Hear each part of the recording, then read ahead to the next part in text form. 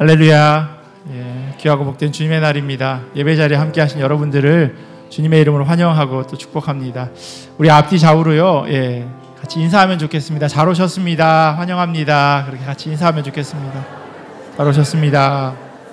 환영합니다. 네. 어제 저녁에는 조금 쌀쌀한 느낌이 있더라고요. 창문 열고 이렇게 잠을 자는데, 그래서 여름이 끝난 건 아닐 텐데, 그런데 너무 날씨도 좋고 그런 좋은 주일 아침입니다. 우리 오늘 예배를 통해서도 우리의 각 심령 가운데 그렇게 성령님께서 만져주시고 또 말씀을 통해서 우리의 마음이 시원케 되는 그런 복되고 또 즐거운 주일 되기를 간절히 소원합니다. 이제 다 함께 우리의 마음을 모아서 영과 진리로 하나님께 예배드립니다.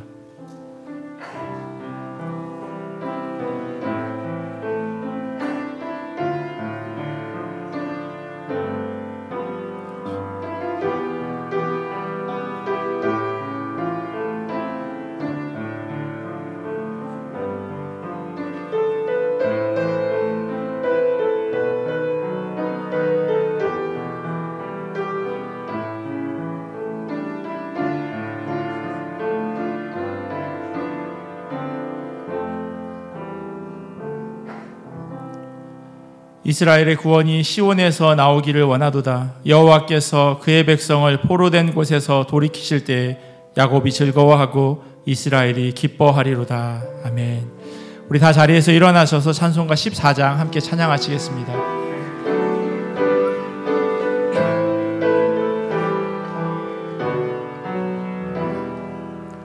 주리 하나님 하늘에 계시니 온 천하 만민 주 앞에 찬송하네.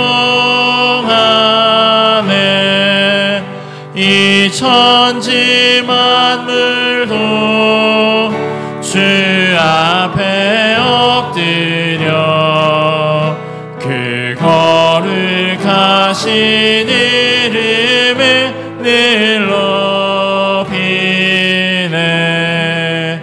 주 언약하신 것 끝까지 지키니 저 하늘나라 향하여 곧 가리라. 주 얼굴 배울 때 내 마음이 기쁘고 영원히 주의 영광을 찬양하리. 왕의 왕 되신 주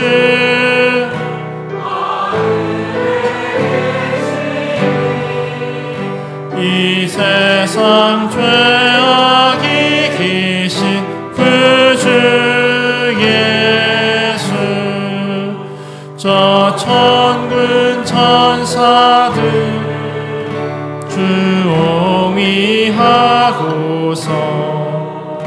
무성도 함께 영원히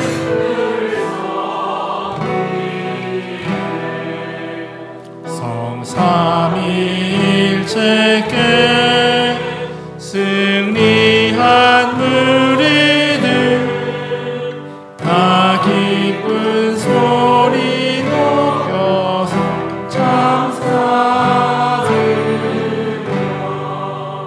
창조주 하나님 예수님 되시니 주 앞에 나도 엎드려 경배하네.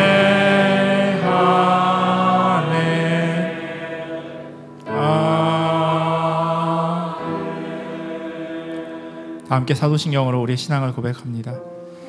전능하사 천지를 만드신 하나님 아버지를 내가 믿사오며 그 외아들 우리 주 예수 그리스도를 믿사오니 이는 성령으로 잉태하사 동정녀 마리아에게 나시고 본디오 빌라도에게 고난을 받으사 십자가에 못 박혀 죽으시고 장사한 지 사흘 만에 죽은 자 가운데서 다시 살아나시며 하늘에 오르사 전능하신 하나님 우편에 앉아 계시다가 저리로서 산자와 죽은 자를 심판하러 오시리라. 성령을 믿사오며 거룩한 공회와 성도가 서로 교통하는 것과 죄를 사하여 주시는 것과 몸이 다시 사는 것과 영원히 사는 것을 믿사옵나이다. 아멘. 다 자리에 앉으시겠습니다. 우리 완전하신 하나님, 그 하나님을 예배하면서 함께 찬양하겠습니다.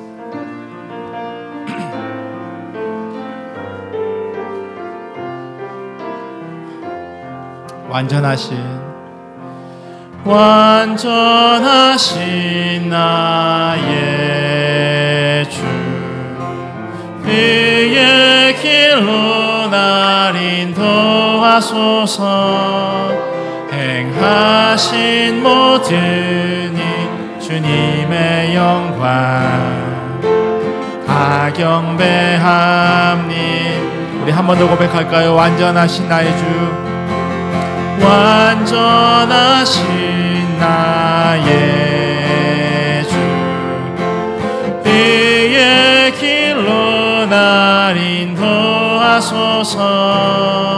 행하신 모든 일 주님의 영광 다 경배함니.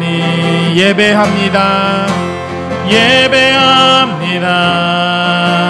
찬양합니다. 주님만 날 다스리소서. 예배합니다. 찬양합니다. 주님 홀로 높임 받으소서. 우리 영어로 고백하겠습니다.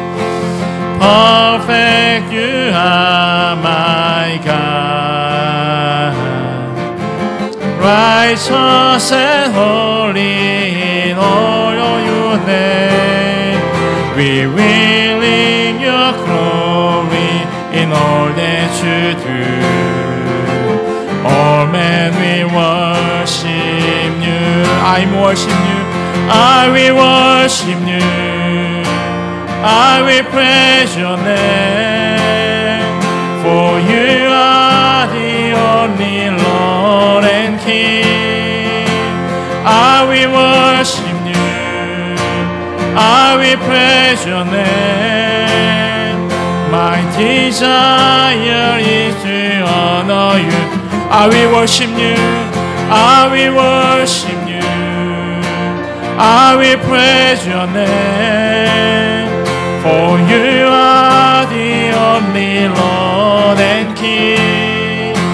I will worship you. I will praise your name. My desire is to honor you. 예배합니다. 예배합니다. 찬양합니다. 주님만 날 다스리소서. 예배합니다. 찬양합니다. 주님 홀로 높임 받으소서.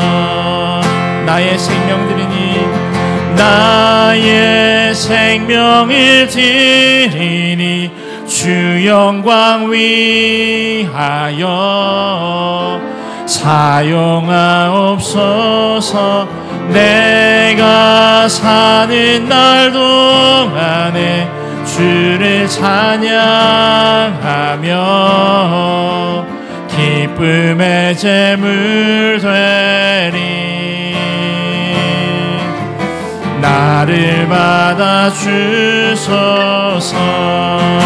Lord, I offer my life to you. Everything I've been through, use it for your glory. Lord, I offer my day to you, lifting my praise to you as a praising sacrifice. Lord, I offer 나의 생명을 드리니 나의 생명을 드리니 주 영광 위하여 사용하옵소서.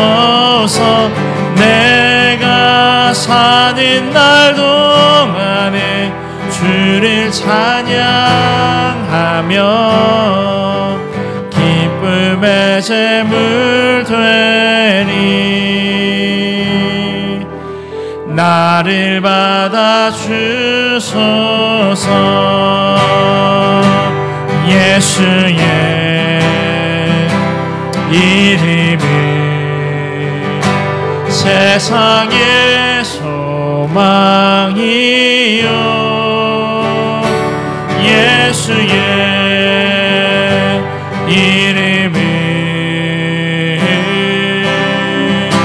천국의 기쁨일세. 슬픈 마음 있는 사람, 슬픈 마음 있는 사람, 예수 이름 믿으며 영원토록 변함없는 기쁜 마음 얻으리. 슬픈 마음 있는 사람, 슬픈 마음 있는 사람, 예수 이름 믿으며 영원토록 변함없는 기쁜 마음 예수의 이름은 세상의 소망이요 예수의 이름은 천국의 기쁨인 거룩하신 주의 이름 거룩하신 주의 이름 너의 방패 삼아라. 환난 시험 당할 때에 주께 기도 예수의 이름은 세상의 소망이요 예수의 이름은 천국의 기쁨일 존귀하신 주의 이름 우리 기쁨 내도다. 주의 품에 안길 때에 기뻐 찬송. 우리 갈 길 나간 후에 보좌 앞에 나가 왕의 왕께 경배하며 멸류관을 든 예수의 이름은 세상의 소망이요 예수의 이름이 천국의 기쁨이 예수의 이름은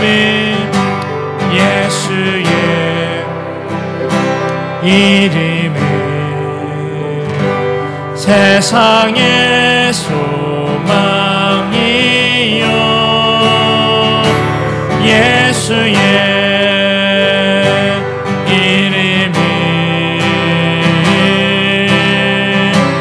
천국의 길. 살아계신 주 함께 찬양하겠습니다. 살아계신 주 나의 참된 소망 걱정 근심 전혀 없네. 사랑의 주는 갈 길 인도하니 내 모든 삶의 기쁨 늘 충만하네.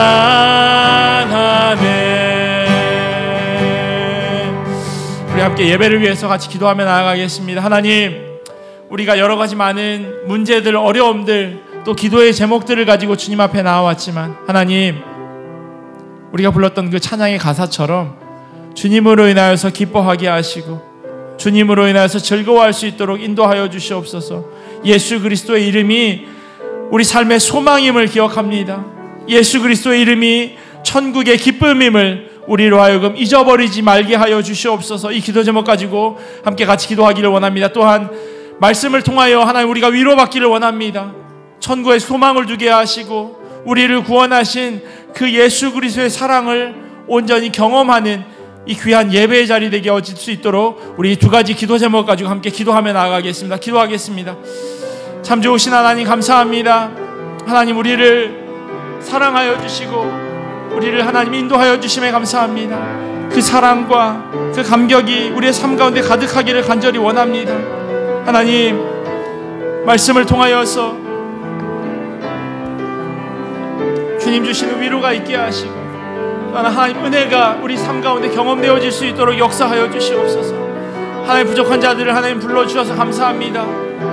천국의 소망을 두게 하시고 예수 그리스도의 이름이 우리 삶의 기쁨임을 잊어버리지 않도록 주여 은혜로 도와여 주시옵소서. 특별히 선포되어지는 말씀 가운데 함께하여 주시길 원합니다. 하나님의 음성으로 선포되어지게 하시고 하나님의 말씀으로 듣게 하시고 전하는 자와 듣는 자가 함께 은혜 받는 하나님의 나라를 이 땅 가운데서 온전히 경험하게 하시고 이루어가는 그런 은혜의 자리 되기를 간절히 원하오니 하나님 함께하여 주시옵소서. 그리하여서 하나님이 기뻐하시는 예배, 하나님이 홀로 영광 받으시는 귀하고 복된 이 예배의 자리 될 수 있도록 주여 그렇게 역사하여 주시옵소서.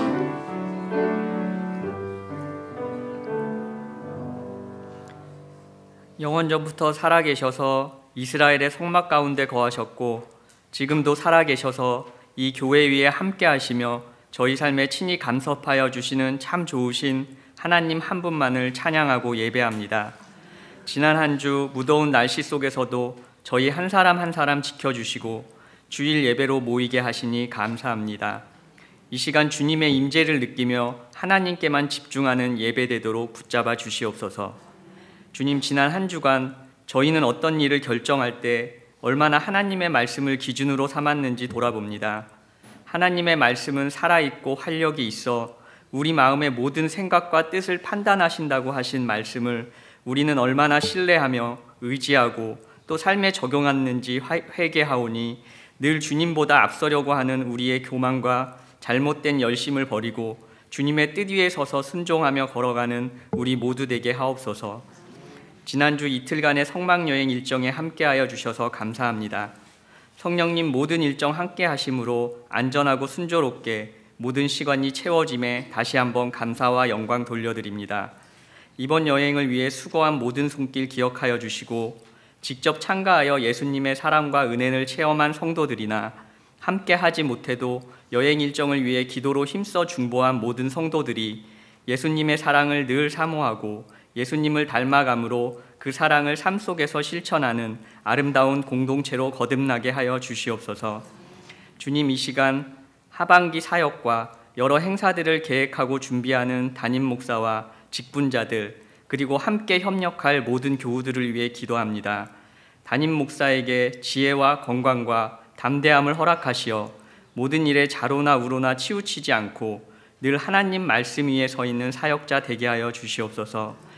내게 주신 은혜로 말미암아 너희 각 사람에게 말하노니 마땅히 생각할 그 이상의 생각을 품지 말고 오직 하나님께서 각 사람에게 나누어 주신 믿음의 분량대로 지혜롭게 생각하라고 하신 주님, 저희에게 주신 은혜와 은사가 모두 다름을 인정하고 타인의 것을 시기하지 않으며 나의 은혜에 감사하는 성숙한 신앙인 되게 하시어 각자 자기가 속한 소모임, 목장, 기관, 부서 또 봉사의 현장이 나에게 맡겨진 구별된 선교지라는 마음으로 개개인의 분량대로 순종하고 협력함으로 모든 일에 성령의 열매를 풍성히 맺는 교회 되게 하시옵소서.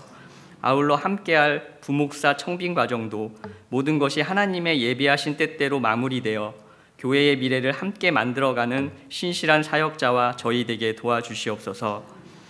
주님, 우리 주위의 환우들과 또 더운 날씨로 약한 몸으로 힘들어하며 낙심하는 교우들을 위해 기도합니다. 나면서부터 소경이었던 것이 부모의 잘못도 본인의 잘못도 아닌 하나님의 영광을 나타나기 위함이었던 것처럼 우리의 약함과 병듦도 하나님의 선한 계획으로 이용하실 것임을 신뢰하며 감사하게 하시고, 그러한 믿음에서 건강의 회복을 허락하시어 삶에서 은혜의 간증이 넘치는 모두 되게 하여 주시옵소서. 이 시간 말씀 전하는 이충민 목사 위에 기름 부어 주셔서 힘있게 선포되는 하나님의 말씀이 우리의 강팍하고 우둔한 마음과 영혼을 깨우치게 하시고, 전하는 자나 듣는 모두가 하나님의 감동을 체험하는 은혜의 시간 되게 하여 주시옵소서. 새롭게 시작될 한 달도 주님께 맡기오며 예수님 이름으로 기도드렸습니다.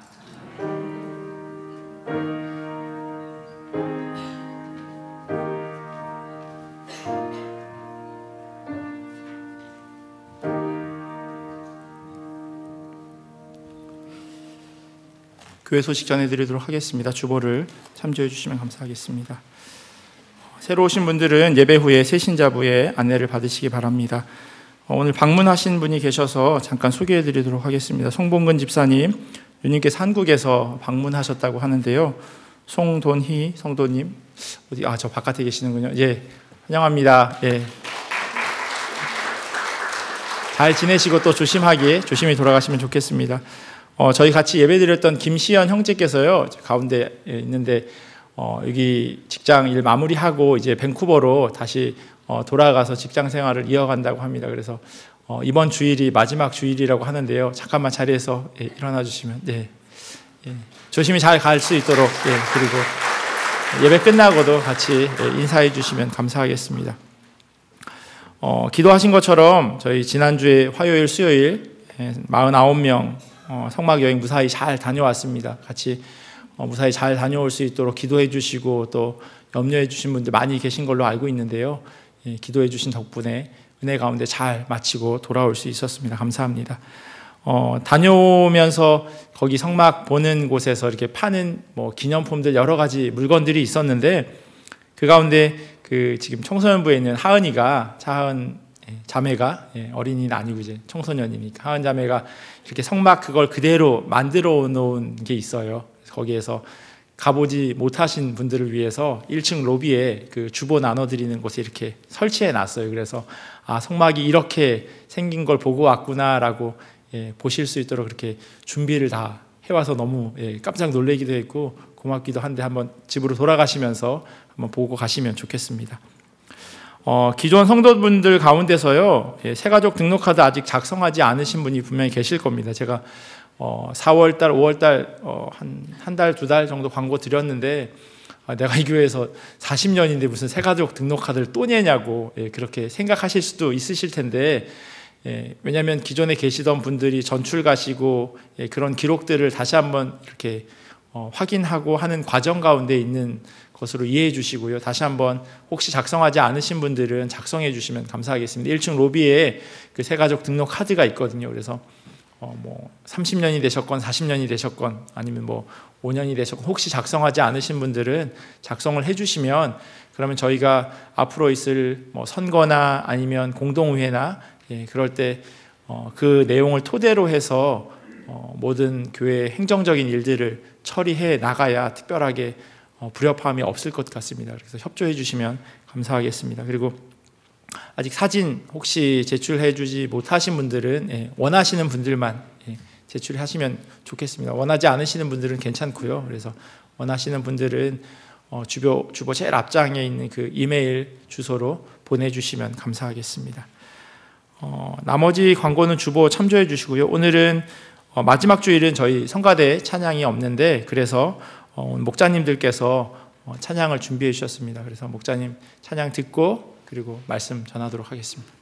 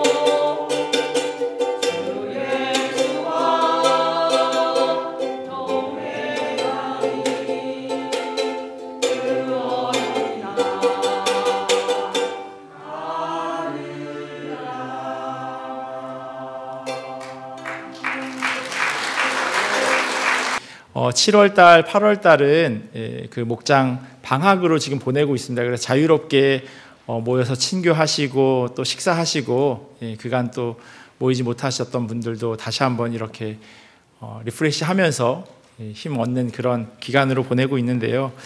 그럼에도 불구하고 목자님들께서 이렇게 찬양을 준비해 주셔서 감사합니다. 항상 보이지 않는 곳에서 섬기고 계시는 분들이 계시기에 또 저희 교회가 이렇게 조금씩 앞으로 나아갈 수 있는 것 아닌가 싶습니다. 항상 수고하시는 분들 위해서 격려해 주시고 또 기도해 주시면 감사하겠습니다. 하나님 주신 말씀 같이 보도록 하겠습니다. 오늘 우리에게 주신 하나님의 말씀은 마태복음 13장 44절에서 46절까지 말씀입니다. 자리에서 일어나셔서 우리 하나님 주신 말씀 같이 보도록 하겠습니다. 마태복음 13장 44절에서 46절까지 말씀, 저희 오늘 짧으니까요 같이 합독하도록 하겠습니다.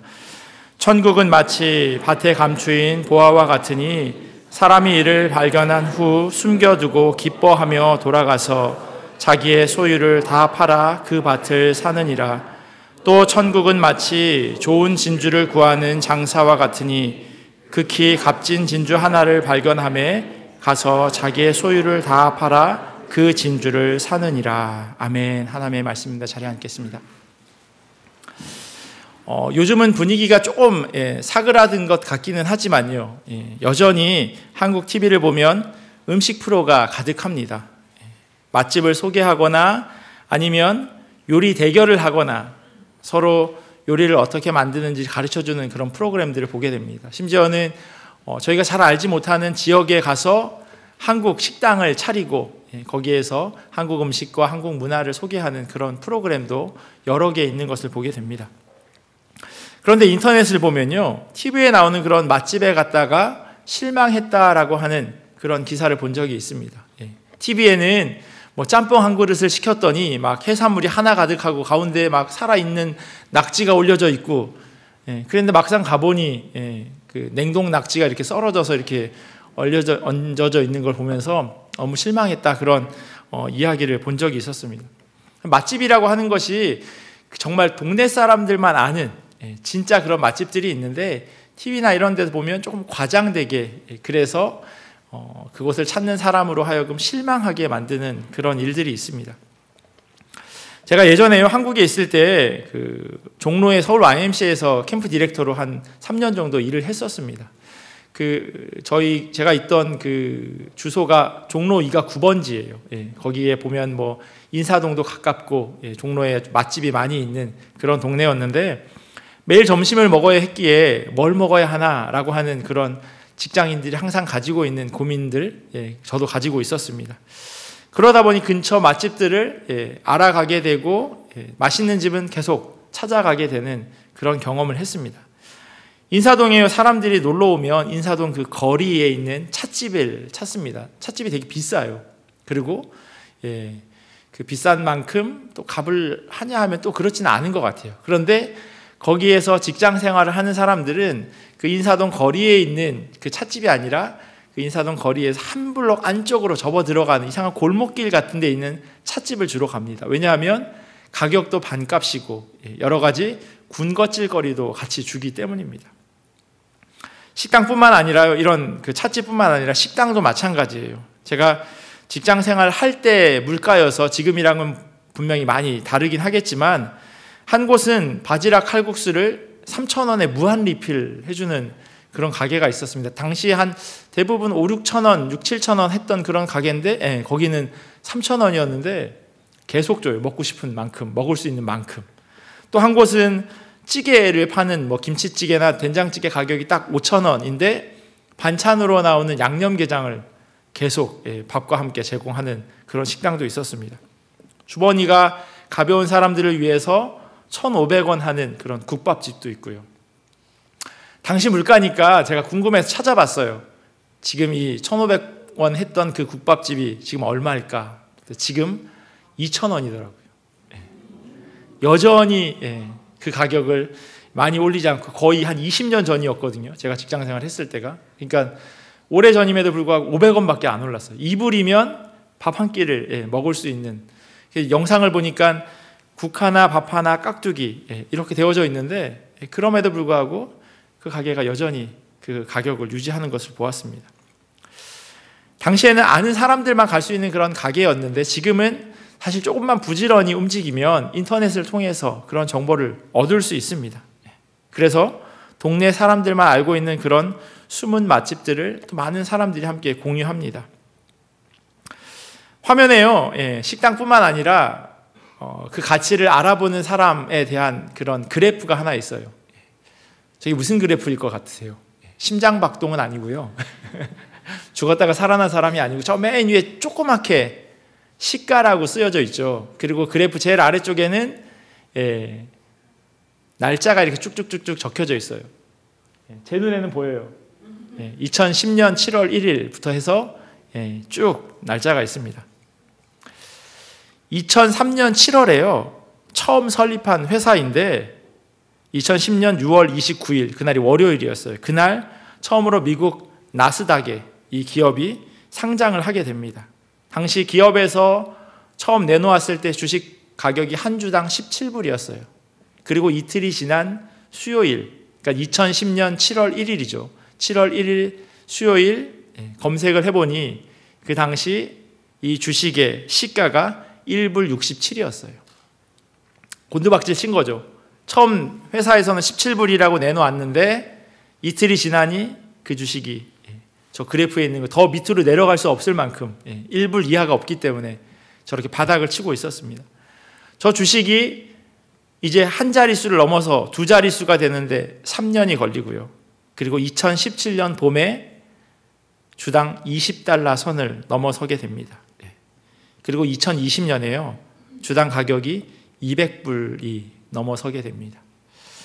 10년 만에 가치가 거의 100배에서 200배 정도 오른 겁니다. 100불을 투자했으면 10,000불이 되는 그런 짧은 시간 안에 이런 투자가 또 있을까 싶을 만큼 대단한 그런 주식이었어요. 이렇게 주식이 오르는 걸 알았다면 투자했겠지만 내연기관 자동차에 익숙했던 사람들이 전기차가 개발된다고 하는 것에 비웃었습니다. 만들어봐야 기껏 골프장에 움직이는 카트 정도겠지라고 생각했던 겁니다. 이 정도면 어떤 주식인지 아시겠죠? 테슬라. 테슬라 주식이 저 그래프를 그리고 있었습니다. 만약에 2010년에 저 그래프 표를 여러분들이 딱 가지고 있었다면 아마 여기 몇 분이나 앉아 계실 수 있을까 그런 생각이 듭니다. 이렇게 식당도요, 아는 사람만 가고 그 가치를 알아보는 사람만이 투자를 하게 됩니다. 오늘 저희가 읽은 이 본문은요, 천국은 마치라고 하는 이야기로 시작됩니다. 천국은 마치. 그리고 한 절 지나서 45절에도 천국은 마치라고 그렇게 기록됩니다. 마태복음 13장에는요, 천국에 대한 비유가 7개가 연달아서 주르륵 기록되어 있는데요. 지난주에 밀과 가라지에 대한 비유를 읽었는데 그 다음에 등장하는 3개의 비유 가운데 앞에 2가지의 비유가 바로 오늘 저희가 읽은 44절, 45절, 46절에 있는 말씀입니다. 내용은 아주 간단합니다. 저희가 함께 읽을 만큼 내용도 짧았고 그 내용도 간단합니다. 한 농장에서 일하는 일용직 농부가 있었어요. 자기 밭이 없어서 남의 밭에서 일을 할 만큼 넉넉하지 않았지만 그러나 적은 일당을 벌어올 때마다 일부를 잘 모아두었습니다. 당시에 가장 안전하게 돈을 모아 놓을 수 있는 방법은 땅에 파묻는 것이었어요. 이렇게 평범하게 매일매일 일을 하던 이 사람이요, 어느 날 곡괭이질을 하다가 땅속에서 둔탁한 소리를 듣게 됩니다. 돌멩이에 부딪히는 소리는 아닌 거예요. 그래서 그 흙을 헤쳐보니 안에 상자가 있고 그 상자를 열어보니 금이랑 다이아몬드가 가득 있는 거예요. 이 사람이 어떻게 했냐면요, 그 뚜껑을 덮고 흙을 다시 덮어놓습니다. 그리고 집으로 달려가서 자기가 모은 모든 돈을 다 긁어 모아서 이 보석이 담겨져 있는 그 땅, 전체를 살 수는 없지만 중요한 건 이 보석이 담겨져 있는 그 땅만 사면 되니까 그만큼의 땅을 샀다라고 하는 이야기가 오늘 첫 번째 비유입니다. 여기서 질문 하나 드릴게요. 이 사람이 한 이 행동은 잘한 일일까요? 일부 예배 때 앞에 앉아 계셨던 어떤 분들이 잘한 일이라고 그렇게 얘기하셨어요. 오늘날 법적으로 이게 어떻게 적용되는지는 잘 모르겠지만요, 당시 법을 적용한다면 이 사람의 행동은 합법적입니다.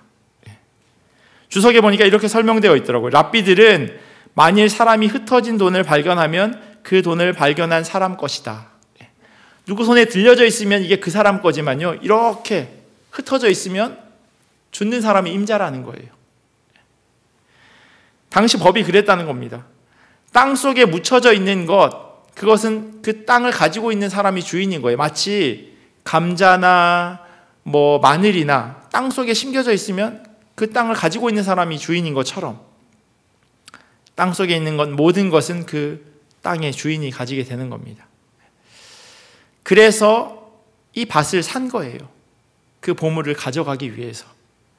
그런데 제가 아까 드렸던 그 질문은요, 합법적이냐 아니냐가 아니라 이렇게 보물을 발견했음에도 불구하고 그것을 모른 척 덮어두고 그 밭을 산 것, 그게 잘한 일이냐라는 겁니다. 법적으로는 괜찮은데 이 행동이 도덕적이냐라고 묻는다면 쉽게 예스라고 대답할 수 없습니다. 아마 제 말에 동의하실 겁니다. 그럼에도 불구하고 이게 도덕적이야 라고 얘기하기가 쉽지 않다는 겁니다. 그 밭에 보물이 있는 걸 발견했다면 밭 주인에게 알려주어야 하는 것이 마땅하다고 우리는 보통 생각합니다. 제가 초등학교 3학년 정도 됐을 때요, 슈퍼 앞에서 1,000원이라고 하는 아주 큰 돈을 발견했습니다. 저한테는 정말 큰 돈이었어요. 1,000원이면 당시에 과자를 한 10개 정도 살 수 있고요, 그리고 짜장면도 2그릇이나 먹을 수 있는 만큼의 돈이었습니다.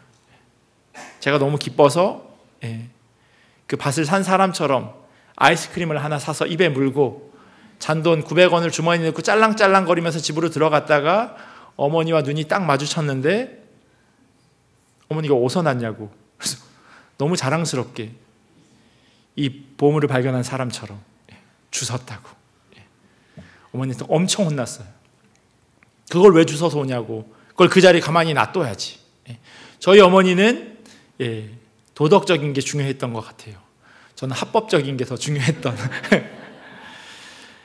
오늘 본문 44절에 등장하는 밭을 산 사람은요, 그걸 다시 덮어놓은 이후에 그 밭을 샀습니다. 감춰진 보물을 자기가 가져가기 위해서였던 거죠. 주인이 누구인지 알면서도 모른 척하고 그 밭을 산 것, 잘한 일이다라고 이야기할 수 없을 것 같아요. 속인 거니까요. 이어지는 45절과 46절에는요, 진주 비유가 등장합니다. 보석 가게를 하는 어떤 사람이요, 정말 귀한 진주를 발견합니다. 이 사람이 우연히 밭을 갈다가 보물을 발견한 사람과는 다르게 이 좋은 진주를 찾아다니던 사람이었어요. 정말 좋은 진주를 발견하자 자기가 가지고 있는 모든 소유를 다 팔아서 이 진주를 삽니다. 전 재산을 팔아서 진주를 구입한 이 행동, 잘한 일일까요? 제가 설교를 준비하면요, 주일 전에 아들이 꼭 들을 수 있도록 한번 쭉 읽습니다. 읽고 제가 수정하기도 하고, 그리고 아이가 하는 이야기를 제가 듣기도 하고요. 제가 여기까지 읽었는데 제 아들이 이야기하더라고요. 잘한 일이 아닌 것 같다고. 왜냐하면 진주 하나와 자기가 가지고 있는 전 재산, 이걸 바꾼다고 하는 게 어떻게 잘하는 일이냐는 거예요. 제 생각에도 그런 것 같아요. 자기가 가지고 있는 전부를 팔아서 그 진주를 산다라고 하는 이 이야기는요, 경제적으로 볼 때 타당하지 않은 이야기예요. 지금까지 운영하던 보석 가게를 접은 거예요. 오랫동안 보석 장사를 했으니 보증금, 권리금을 받을 수 있어요. 키머니라고 하는 걸 받을 수 있잖아요. 그런데 그걸 포기하는 거예요. 단골은 또 얼마나 많았겠어요? 그 사람들을 통해서 계속해서 돈이 들어올 수 있는데 그걸 또 포기한 거예요. 진주 하나를 사겠다고. 이 사람이 한 이 행동, 경제적인 측면에서 볼 때 잘한 일이 아니에요. 지속적인 이윤이 창출되는 영업권을 금매물로 내놓았으니 제값을 못 받았을 것이고요, 앞으로 얻게 될 고정소득을 포기했기에 더더욱 경제적인 측면에서 잘한 일이 아닙니다. 그럼 이런 식으로 오늘 성경에 기록된 이 두 가지 비유를 이해하는 것이 잘하는 일일까요? 절대 그렇지 않습니다. 비유는요, 그 안에 담겨져 있는 의미를 찾아야 합니다. 그 비유를 하나하나 조각조각 내서 해석하면서 읽어내는 것은 이야기를 전혀 다르게 받아들이는 것과 똑같습니다. 예수님의 비유를 읽고 이해할 때요, 그 이야기가 뭘 말하고 싶어 하는지를 아는 것이 무엇보다도 중요합니다. 만약 그걸 놓치면 성경을 전혀 다르게 읽게 되기 때문입니다. 비유를 헬라어로 뭐라고 이야기하냐면요, 파라볼레라고 이야기해요. 영어로 패러블이라고 이야기하는 것과 아주 비슷합니다. 이 단어가 가지는 문자적인 뜻은요, 함께 던지기라고 하는 뜻을 가지고 있어요. 두 개를 함께 던지는 거예요. 어떤 사람은 그 이야기에 담겨져 있는 제대로 된 그 이야기의 뜻을 딱 물지만, 또 어떤 사람은 엉뚱한 이야기로 그것을 받아들인다라고 하는 겁니다. 주석을 보니까요, 유사성이나 대조나 단순히 충격을 주기 위해 두 개를 함께 나란히 던진다는 의미라고 이야기합니다. 어떤 사람들은 제대로 이해하지만 어떤 사람들은 엉뚱하게 이해한다는 거예요. 소 잃고 외양간 고친다라고 하는 속담을 아실 겁니다. 영어로는 소가 아니라 말이더라고요. 말이고 마구간, 똑같은 의미이긴 하지만 저희들에겐 소가 익숙하고 서양 사람들에겐 말이 익숙한 것 같아요. 이 속담을 듣고요, 건축학적인 측면에서 바라보면서 건물을 튼튼하게 지었어야지 라고 생각한다거나, 아니면 목축업적인 그런 입장에서 소가 도망가지 않도록 잘 훈련시켜야 한다거나, 소 한 마리의 가격이 얼마냐라고 되묻는다면 그건, 죄송합니다, 이런 표현 써서 멍청한 짓이에요. 저 속담을 들으면 미리 준비해야 하는 거구나 라고 하는 것으로 이해하는 것이 맞게 이해하는 거죠. 속담은 그렇게 이해하는 것이고 비유도 똑같이 그렇게 알아들어야 합니다. 예수님의 비유 역시도요, 도대체 이 비유가 뭘 말하고 있는지 핵심을 봐야 합니다. 이게 합법적인지 도덕적인지 아니면 옳은 행동인지 경제적인지를 따질 필요가 없습니다. 오늘 우리가 읽은 본문의 예수님은요, 이 비유를 통해서 하나님 나라에 대해서 말씀하고 있습니다. 말하고자 하는 것, 그 의도를 정확하게 파악해야 합니다. 밭에서 보화를 발견한 사람이나 값진 진주를 발견한 사람, 이 두 사람이 가지는 공통적인 반응은 기뻐하는 거였습니다. 땡 잡았다라고 하는 그런 아주 기쁨이 이 사람들 마음 가운데 있었던 겁니다. 기대하지 않은 곳에서 기대하지 않은 것을 발견했을 때 그들은 놀랄 수밖에 없었고, 또한 발견한 것의 가치가 어마어마했기에 기뻐했습니다. 문제는 그 가치를 알아보느냐 못 알아보느냐에 있는 겁니다. 밭 갈다가 곡괭이질을 하다가 덜컥 걸렸을 때 돌인가 보다 하고 그냥 그 다음 고랑으로 건너뛰었다면 발견할 수 없었을 겁니다.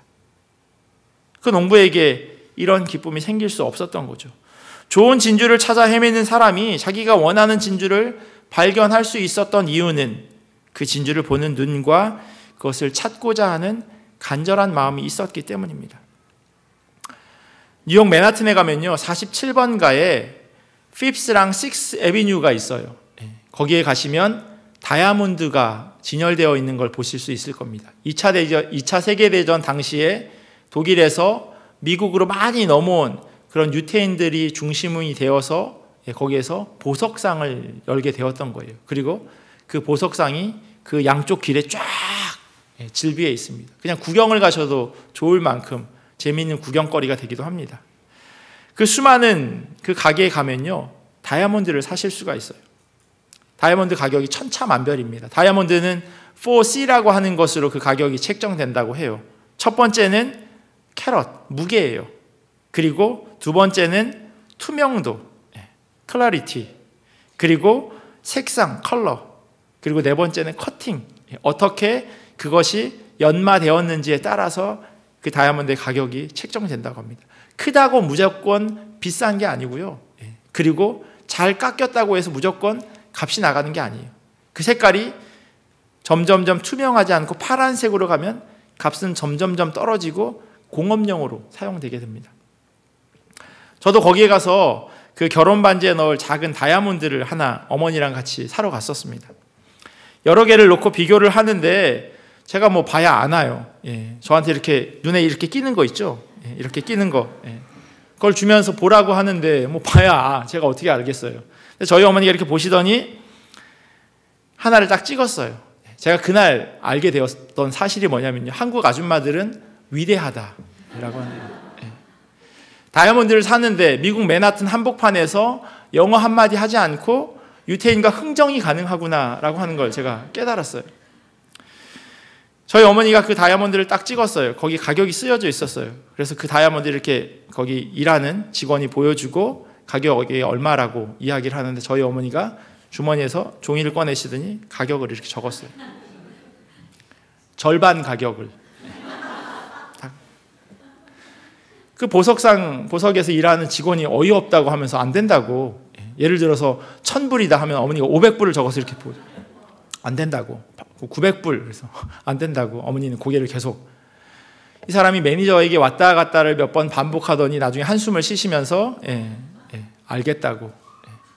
그래서 그 다이아몬드 가격을 50% 거래가 된 거예요. 그리고 나서 그 사람이 매니저에게 가서 영수증을 발급받아 왔어요. 그래야지 이제 저희가 페이를 하니까. 영수증에 뭐 500불. 그 뉴욕은 8.75%였어요. 당시에. 8.75% 텍스. 저희 어머니가 영수증을 보시더니 텍스에 손가락을 쫙 못 내겠다는 거예요. 못 내겠다고. 그 사람이 약간 얼굴이 상기되면 너무 당황하면서 이건 무조건 내야 되는 거라고, 물건을 사면 무조건 내야 되는 거라고. 저희 어머니 고개를 계속 절레절레. 매니저에게 다시 갔다 와서 정말 그 빌 약간 기분 나쁘게 툭. 그래서 그렇게 다이아몬드를 사왔어요. 저희 어머니가 보기에는 딱 그 정도 가격이라고 생각했던 것 같아요. 물론 그 유태인이 손해보진 않았겠죠. 마진을 줄였겠지만 분명히 그분이 손해보고 장사하는 일은 없습니다. 나이 드신 분이 이제 빨리 죽어야지. 그리고 이 장사꾼이 손해보면서 파는 거예요. 손해보면서 팔진 않죠. 그 사람이 했던 그 반응, 그리고 저희 어머니가 했던 그 반응, 서로는 알고 있는 거예요. 이게 어느 정도의 가치가 있는지. 밭에서 보물을 발견한 사람도요, 값진 진주를 찾은 사람도 그 가치를 알고 있었습니다. 그렇게 자신들이 가지고 있는 모든 것을 그것과 바꿀 수 있었습니다. 그리고 자기가 지불한 가격보다 얻은 보물과 진주가 더 값진 것을 알았기에 기뻐했습니다. 어떠세요? 이러한 해석 마음에 드세요? 벌써 뭐 한 15분, 20분 설교해놓고 일반적으로 이렇게 오늘 본문을 해석합니다. 그리고 이러한 해석에 대해서 많은 학자들이 동의하고요. 그리고 그래서 오늘 44, 45, 46절에 대한 비유를 쌍둥이 비유라고도 이야기해요. 왜냐하면 똑같은 이야기를 하고 있는 것으로 해석하기 때문입니다. 아주 귀한 것을 발견했고 그것을 아주 많은 값을 들여서 사왔다. 천국은 마치 이와 같다. 하나님의 나라는 이렇게 값진 것이고 우리의 모든 것을 들여도 손해나는 것이 아니다. 라고 그렇게 성경을 해석합니다. 그런데요, 똑같은 이야기를 왜 두 번이나 반복할까요? 물론 강조하기 위해서 그렇게 하는 경우도 있습니다. 그럴 땐 똑같은 말을 두 번 반복하죠. 저희가 이 비유를요, 같은 교훈을 주는 똑같은 비유로 많이 이해하지만 실상은 그렇지 않아요. 마태복음을 기록한 이 마태가요, 예수님이 하신 많은 비유들 가운데 똑같은 이야기를 두 번이나 적어 놓을 필요가 없습니다. 더 좋은 이야기, 예수님이 남기고자 하신 이야기가 있을 텐데 왜 다른 이야기가 아니라 똑같은 이야기를 적어 놨겠어요? 예수님도 마찬가지죠. 왜 똑같은 이야기를 두 번이나 반복하셨겠습니까? 아니라는 거예요. 똑같지 않다는 걸 성경은 말씀하고 있습니다. 다시 한번 오늘 성경 본문을 떠올려 보셨으면 좋겠어요. 44절에 보면요, 천국은 마치 밭에 감추인 보화와 같으니라고 기록하고 있고요. 45절에 또 다른 비유에 대해서는요, 또 천국은 마치 좋은 진주를 구하는 장사와 같으니라고 기록합니다. 첫 번째 비유는요, 밭에 감추인 보화가 천국을 상징한다라고 말씀하고 있는 거예요. 그런데 두 번째 비유는요, 진주가 아니라 진주를 구하는 장사, 즉 상인이 천국과 같다라고 말씀하고 있어요. 다른 걸 이야기하고 있어요. 밭에 감추인 보화와 발견한 진주가 천국 같다라고 이야기한 게 아니에요. 두 번째는 장사하는 장사꾼이 천국과 같다고 그렇게 말씀하고 있습니다. 그냥 넘어갈 수 있지만 전혀 다른 이야기를 하고 있습니다. 결론으로 가볼게요. 예수님께서 오늘 비유를 통해서 하나님 나라를 어떻게 사람들에게 설명하고 계시냐 하면 천국은 밭에 감추인 보화처럼 우연히 발견하게 되는 경우가 있다는 거예요. 어떠한 노력도 하지 않았음에도 불구하고 발견하게 되었고 그 가치를 알아본 사람은 자신의 모든 것을 팔아서 밭을 샀다라고 이야기합니다. 제가 서두에 길게 이야기했던 그 이야기가 바로 첫 번째 비유의 의미입니다. 그런데 두 번째 비유를 보자면요, 천국은 좋은 진주를 구하는 상인과 같다라고 이야기합니다. 이 경우는요, 우연히 발견했다기보다는 간절하게 바라고 그것을 쫓은 사람에게 허락된 것입니다. 하지만 천국은 간절히 바라고 쫓는다고 해서 생기는 것이 아니에요. 이 두 번째 비유도 잘못 해석하면요, 천국은 간절히 바라는 사람에게 다가오는구나 라고 이해할 수 있다는 거예요. 그렇지 않아요. 어린아이가 부르는 찬송가에도 나와 있어요. 믿음으로 가는 나라 하나님 나라, 거듭나면 가는 나라 하나님 나라, 노력해서 가는 나라, 열심으로 구하면 가는 나라가 아니라 거저 주어지는 것, 그게 하나님 나라라고 말씀하고 있어요. 그러면 이 진주를 열심히 찾았던 이 사람과 열심히 구하는 그 하나님의 나라와 똑같지 않다라고 하는 걸 성경은 이야기하는 거예요. 하나님의 나라는 그렇게 가는 게 아니라는 거예요. 그렇다면 두 번째 비유는 천국이 어떠하다는 것을 말씀하고 있을까요? 44절과 46절에 똑같이 소유를 팔아서 그것을 샀다고 기록합니다. 그런데 그 팔았다라고 하는 단어가 똑같지 않아요.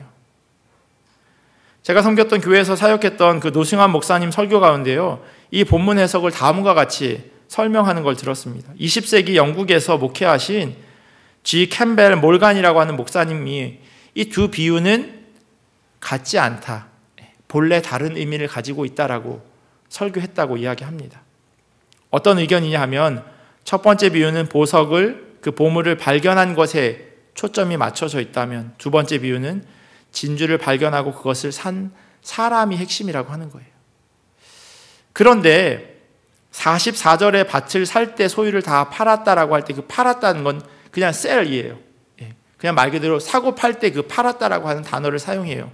그런데 46절에 진주를 사기 위해서 자신의 소유를 팔았다라고 할 때 이때 이 판 것은요, 그냥 판 게 아니라요, 더 많은 희생과 손해를 감수하는 그 단어를 사용하고 있어요. 심지어는요, 노예가 되어진다라고 하는 의미도 가지고 있어요. 진주 하나 사는데 무슨 노예가 돼요? 그런 바보 같은 짓이 어디 있겠어요? 그런데 두 번째 비유에는 그 단어를 사용한다는 거예요. 어떤 걸 하나를 사기 위해서 엄청나게 많은 희생과 손해를 감수하는, 심지어는 내가 노예가 되는 것까지 자처하면서 그 진주를 손에 움켜쥐게 될 것이라고 그렇게 말씀하고 있습니다. 이것은요, 예수 그리스도께서 자기를 완전히 내어주셔서 십자가에서 죽으신 그 사랑을 이야기하는 겁니다. 진주를 발견하고 그것을 돈을 주고 사는 사람, 그 사람이 바로 예수 그리스도로 이해되어져야 한다는 겁니다. 그러면 진주는 뭐예요?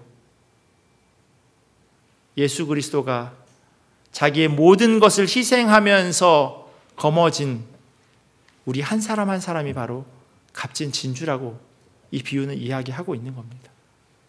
천국이 그런 거래요. 예수 그리스도께서 십자가 위에서 피 흘려 죽으시기까지 그렇게 사랑하면서 얻기를 원했던 한 생명 한 생명, 그게 바로 우리 각자라고 성경은 이야기하고 있습니다. 오늘 비유를 정리하면 이렇습니다. 첫 번째 밭에 감추인 보화 비유는요, 천국이 얼마나 가치 있는 것을 말해주고 있습니다. 우리가 가지고 있는 모든 것과 바꾸어도 전혀 아깝지 않은 것, 그러나 우리가 어떤 노력을 해서 얻어질 수 있는 것은 아니다라고 그렇게 말씀하고 있습니다. 하나님의 은혜의 선물이 바로 하나님의 나라입니다. 두 번째 좋은 진주를 구하는 장사 비유는요, 천국은 자기의 모든 것을 내어주면서까지 진주를 사는 사람과 같다는 겁니다. 여기서 진주는 죄 가운데 있는 우리들이고요. 그 진주를 사는 사람은, 그 장사꾼은 바로 예수 그리스도로 대입할 수 있습니다. 그래서 하나님 나라는 그분의 완전한 희생과 자기 포기로 인해서 우리에게 허락되어지는 것입니다. 나의 희생이 아니라 장사꾼의 완전한 희생으로 인해서 우리에게 얻어지는 것임을 우리는 기억해야 합니다. 오늘 비유는요, 마태복음 13장 36절에 기록되어져 있는 것처럼 무리들이 다 흩어지고 난 후 예수님께서 제자들만 따로 불러서 말씀하신 내용 가운데 포함되어 있습니다. 제자들로 하여금 이 땅에서 하나님의 나라가 얼마나 가치 있는지 올바로 기억하라고 말씀하고 있어요. 그것이 얼마나 너희들에게 큰 기쁨을 가져올지 잊어버리지 말라고 말씀하십니다. 제자들은 예수님이 부활 승천하신 이후에 이 말씀을 떠올렸을 겁니다. 그랬기에 그들의 삶이 그리스도 예수를 전하는 일에 그 기쁨이 너무나도 넘쳐나서 자기 생명을 조금도 아깝지 않도록 내어줄 수 있었던 겁니다. 뿐만 아니라 하나님의 나라는요, 예수 그리스도의 십자가 희생임을 또한 이들은 잊지 않았습니다. 맞아, 내가 진주고 내가 만나는 사람 한 사람이 다 그리스도 예수의 핏값으로 산 진주 같은 사람들이지 라고 하는 것을 제자들은 기억하고 있었어요. 그래서 여기저기로 흩어져서 복음을 전할 수 있었던 겁니다. 오늘 여러분들은 어떻게 살아가시나요?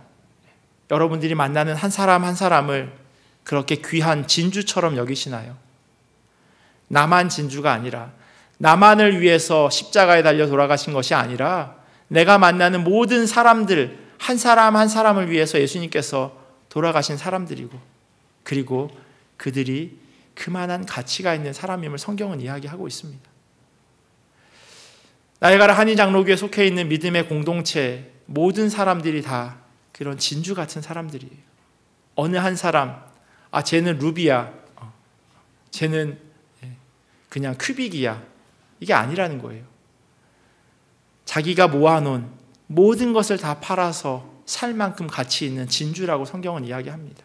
그리고 그런 진주들이 이 믿음의 공동체 안에 속해 있습니다. 그리고 그 사람들을 통해서 하나님의 나라가 이 땅 가운데 조금씩 세워져 나가는 것입니다. 한 주간 살아가시면서 이 말씀을 기억하셨으면 좋겠습니다.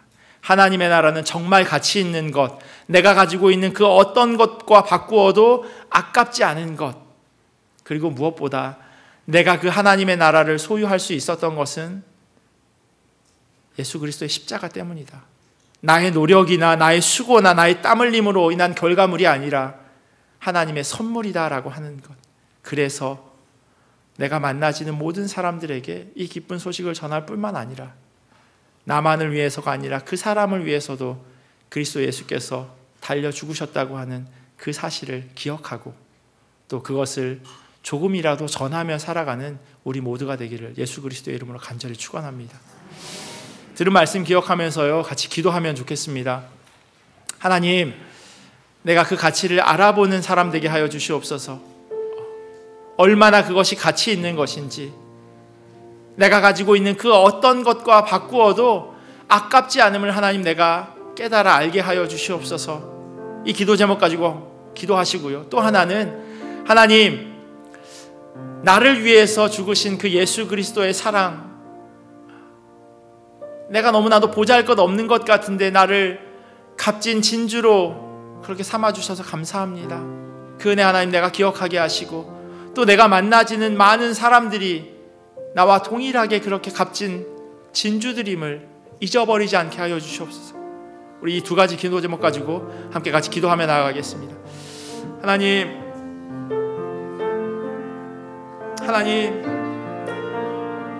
우리를 자녀 삼아주시며 하나님 감사합니다. 부족함에도 불구하고 사랑한다 하나님 말씀하여 주시니 감사합니다. 우리가 감히 가질 수 없는 그 하나님의 나라를 우리 가운데 선물로 허락하심에 감사합니다. 하나님, 그 은혜 잊어버리지 않는 자들 되게 하여 주시옵소서. 내가 가지고 있는 것, 그 어떤 것도 하나님 나라와 맞바꿀 수 없는 것임을 기억하게 하시고, 그 하나님의 나라를 사모하고 하나님의 나라가 우리 가운데 허락되어진 것이 우리에게 한없는 기쁨이 되어짐을 우리로 하여금 기억하게 하여 주시옵소서. 그 기쁨이 우리 가운데 샘솟듯 일어나기를 원합니다. 우리가 가지고 있는 걱정과 근심과 문제들을 하나님의 기쁨이 뛰어넘음을 잊어버리지 않게 하여 주시옵소서. 무엇보다도 하나님, 귀한 믿음의 공동체 허락하심에 감사합니다. 하나님, 하나하나 너무나도 귀한 진주드림을 기억하게 하시고, 하나님 이들을 통하여 하나님의 나라가 이 땅 가운데 세워지기를 간절히 소원하는 그 하나님의 뜻들을 우리가 이루어가기를 원합니다. 나만이 아니라 내가 만나는 모든 이들이 그렇게 귀한 이들임을 우리로 하여금 기억하게 하시고, 그 마음으로 주님 나아갈 수 있도록 도와주시옵소서.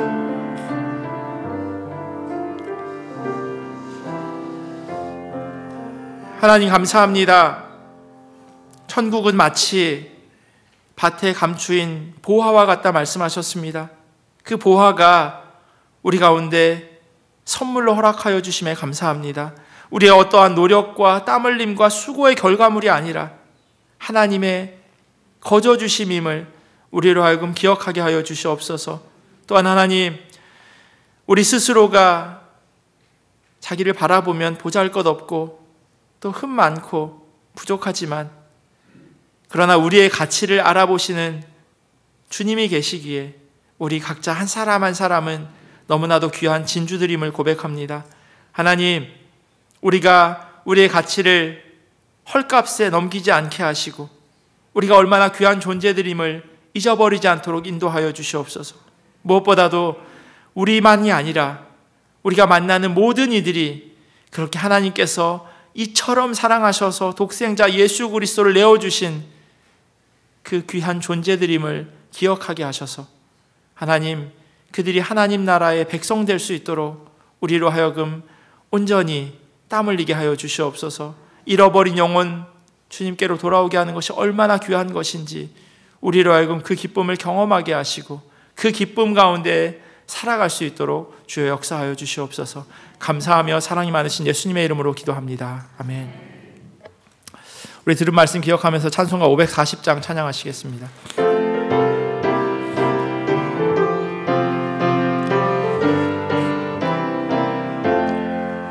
주의 음성을 내가 들으니 사랑한단 말일세.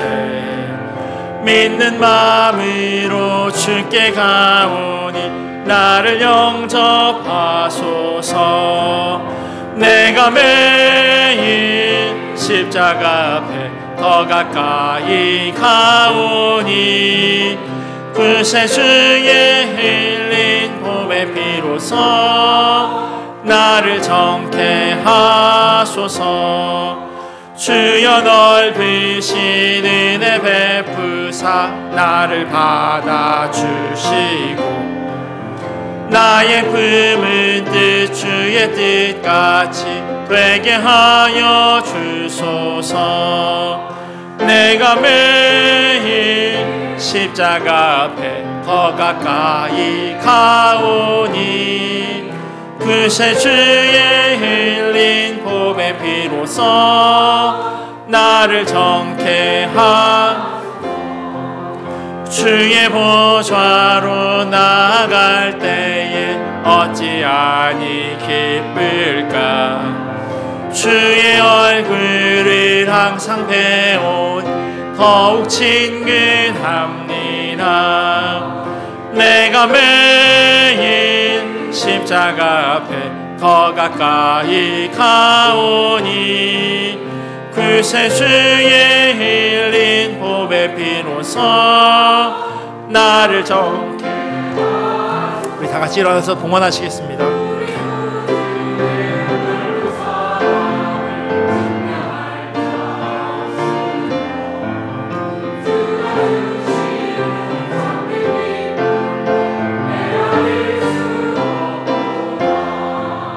내가 매일 십자가 앞에 더 가까이 가오니 구세주의 흘린 보배 피로써 나를 정케 하소서. 아멘.